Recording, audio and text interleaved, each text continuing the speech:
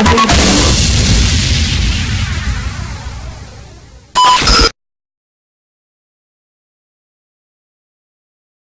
what's going on, guys? Welcome back to another episode of my Barcelona Master League. This is episode number 14, actually 13, as you know.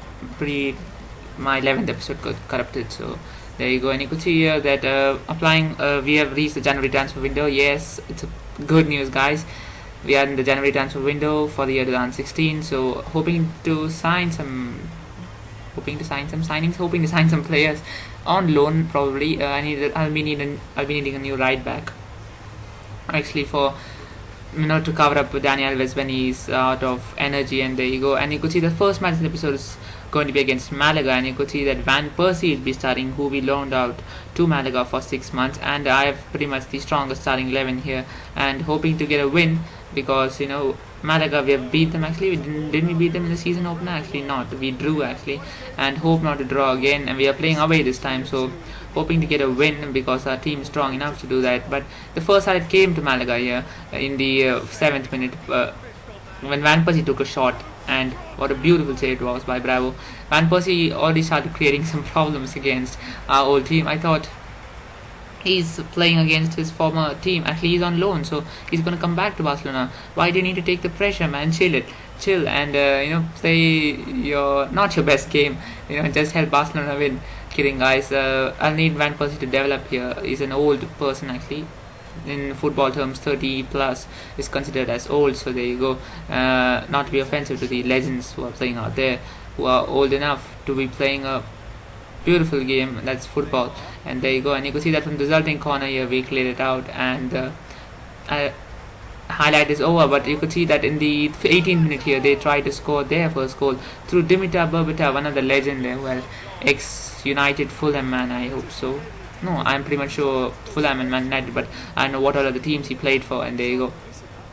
Took the shot there. Luckily, there was PK there to defend the ball, take the ball through it. Actually, he took the shot there and went out for a corner kick. From the resulting corner kick here, it's gonna be Van Persie who's gonna take it. He was taking everything. Free kick means it was him. Corner kicks, it was him. And short free kicks, it was him. Penalties, it was him. So everything, it was him. Actually, penalties, there was never a penalty in this episode. Spoiler.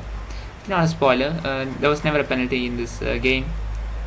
And there you go. You can see then 30th minute here, just after a half an hour mark there, again Bravo is called out to make to clear out the ball here as they get the free kick, and they launch the ball into the D box. And from that, we tried to go on the offense, but we could not. And again in 30th minute here, just 8 minutes after the half an hour mark, again we clear out the ball here, but this time there was no Bravo. Bravo was not needed to clear the ball. And there you go. And again we get intercepted. The ball comes with Berbatov, and who's going to slide him and take him down? Is it Busquets? Is it? And that's a free kick in a dangerous position, guys. I'm pretty much sure in these types of positions we are going to concede a goal, and it was Vermaelen actually who's giving away a free kick and getting himself booked here.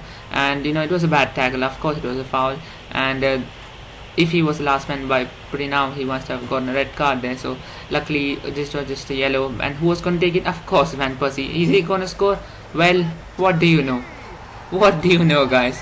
Oh man, the irony is too much in this episode. Van Persie, a player on loan from Barcelona, is scoring against. Actually, isn't it a rule that the loanee should not play against the team that loaned him out?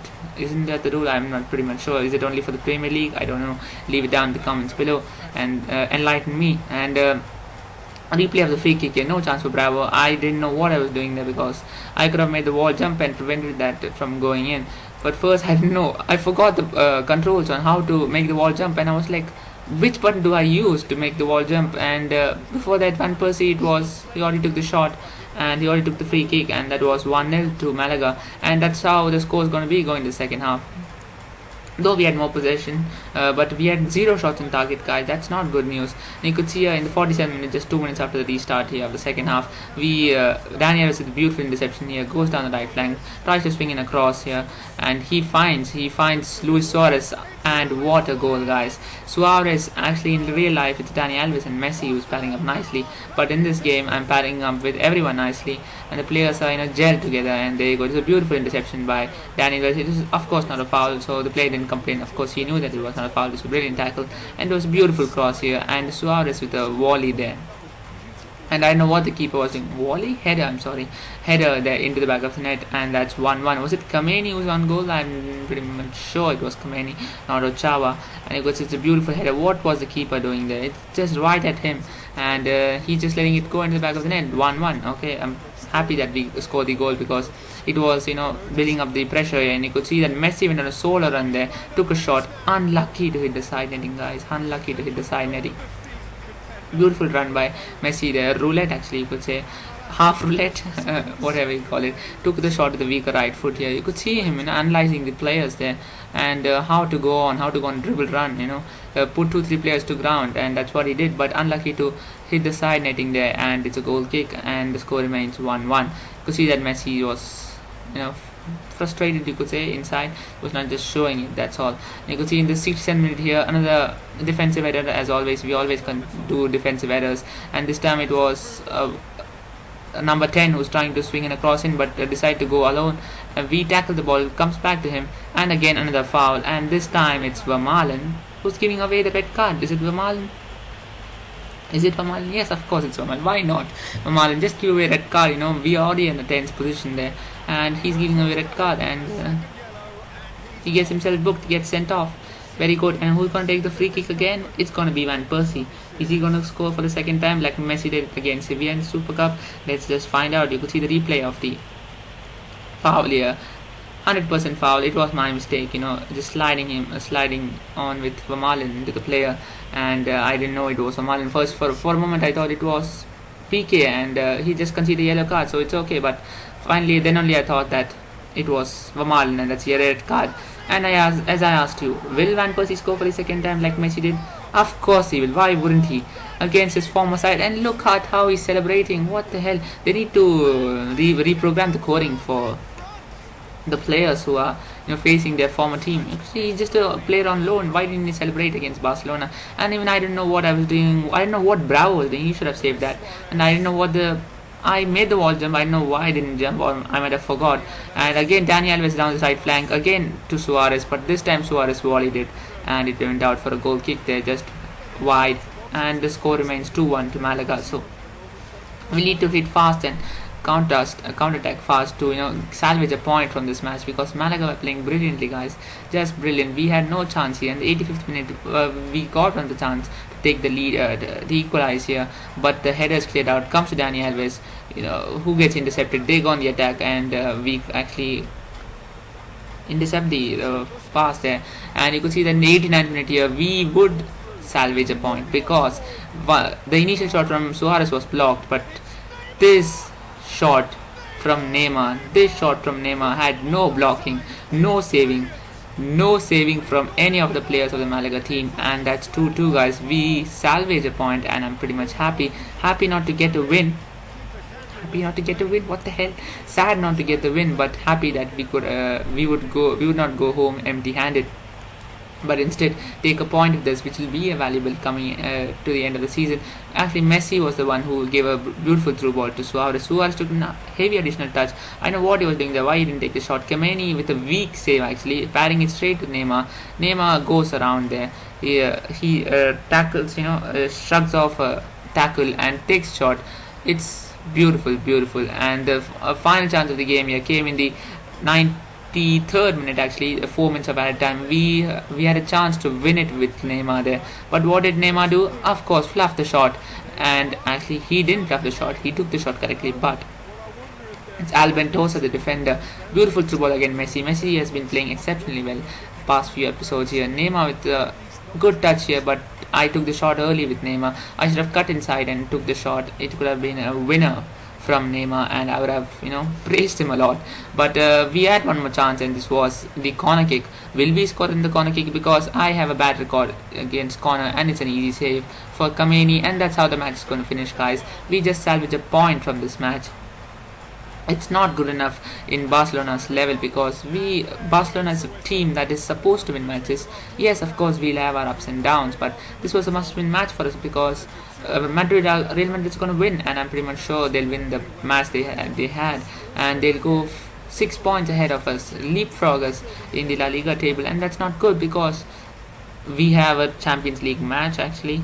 We have a Copa del Rey, and we need to win the treble, guys. We need to retain. You could see that we are just again 2 points behind, luckily, and there you go. So they are on 54 points and we are on 52 points, and you could see that it was negotiation day. January transfer window opens, and you could see that I made offers for few players. So in PES 16 you can apply for transfer negotiations. You can't put an offer directly away, so you need to wait for them to respond. And you could see that I wanted to sign Oscar Di Marcos as a backup right back here. He was a box to box player, and I really loved him because he's an offensive right back and offensive fullback, you could say. And his transfer fee was just too much, so I just reduced I just tried to reduce the fees, but he was just costly, guys. And you could see that they came back and they told that they just reduced the transfer fee for a little bit less amount. As you could see, some 1 million less. So I wanted at least 3 million or 4 million less so that we can sign him. He's already also a 27-year-old right back, and we can he'll be at his peak level and he'll start declining at the age of 30. So he's reaching his prime there, and I don't want to pay 15 to 16 million to a right back who's going to be declining soon. So there you go. You see that this is the Copa del Rey round of 16. Is it round of 16 or quarterfinals? Pretty much not sure. You see that I put a backup side also. One player who's always starting the Copa del Rey matches and the Champions League matches is Marc-Andre ter Stegen, and you could see that we won 2-0 against Levante, 2 away goals here. That's really good. It's the third round of the Spanish Cup. There you go. And we are just one step closer to the quarterfinals, or the finals, you could say, and semi-finals and finals. So it's a Spanish Cup round 3 actually. We didn't reach round of 16 till now. Is third round of 16? I really don't know, guys. I'm pretty bad at this.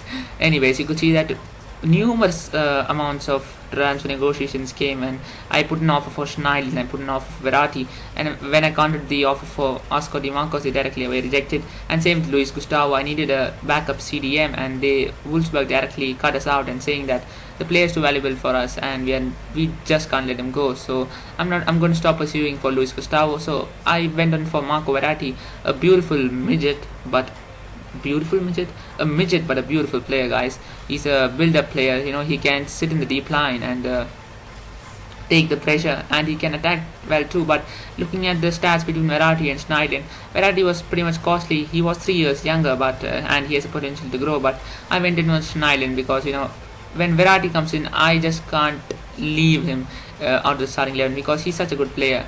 And there you go. And you could see that after simulating the second match too, again we won 2-0 and a total aggregate of 4-0, and we advance to the Spanish Cup.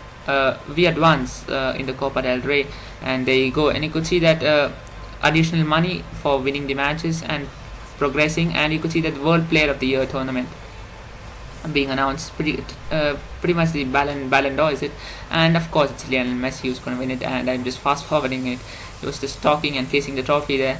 That's the Golden Globe, and you could see that Messi has been promoted as a legend. He's a legend for me when he started the series itself, guys. So the game does not need to remind me that we have a legend in a team, and that's Messi. And you could see that Schneiderlin has joined the club. Good news, guys. A first signing for in the January transfer window. An offer came for Luis Suarez from Internacional, was it? And I directly rejected. Of course, why would they come with an offer so low? Actually, for me, minimum Luis Suarez would be 60 million, guys. 60 million, and you can take him. But I just don't want the Trident to break up. So I want MSN to stick together, and I'm just going to do that because I'm rejecting offers for Messi, Neymar, and pretty much all the first team players. You could see that I changed the shirt number for Schneiderlin and give him the number that he's wearing currently in real life in Man United. And there you go. And we advance here, and there's a transfer negotiation for Verratti. Verratti, his market value is 16 million, but they were asking for a 3 million over his value. I'm not against paying it because Verratti is such a good player, and he's 24 years old and 84 rated, but I just don't want to pay that much money now. So there you go. And as I told you, he's a beautiful player, a midget but a beautiful player. So I just can't keep him out of the starting 11. So I don't want to drop Busquets, I don't want to drop Rakitic, I don't want to drop Iniesta. And if I buy Verratti. I didn't even want to put him on the bench. So there you go. So therefore I stopped pursuing for Verratti and went on for Serge Aurier, and declined an offer for Rakitic to Galatasaray for an amount of 33 million, was it?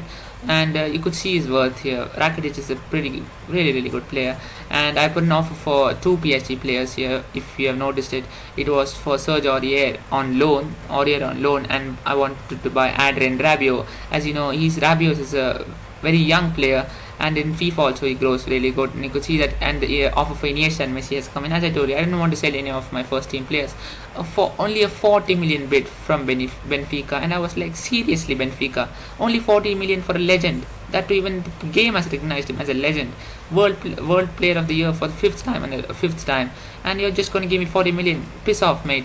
And directly rejected, of course. No one wants to sell Messi from Barcelona, and you could see that I changed the negotiation deal and I added an option to buy, and there you go. And I went on and signed Adrien Rabiot. His value was only 8.86, and they asked less than the value there that he had, and I signed Adrien Rabiot, so he becomes our second signing. And of course Rabiot will be a backup midfielder for us. So we have pretty good depth of midfielders here, backup midfielders, Roberto, Rafinha, and then we have got him too. So there you go. Hope you enjoyed this episode, guys. If you enjoyed this episode, please leave a like, and I'll see you all guys in the next episode. Bye bye.